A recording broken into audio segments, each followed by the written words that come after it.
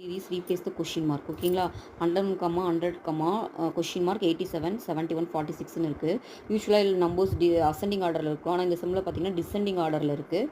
Okay, எப்பயும் போல் நம்ம வந்துட்டு டிஃப்ரென்ஸ் கண்டுபிடிப்போம். 101க்கும் இதுக்கும் பார்த்தீங்கன்னா 1 டிஃப்ரெண்ட் வருது. 87க்கும் 71க்கும் டிஃப்ரென்ஸ் பார்த்தீங்கன்னா 16 வருது. ஓகேங்களா, இதுக்கு 71க்கும் 46க்கும் பார்த்தீங்கன்னா 25 வருது.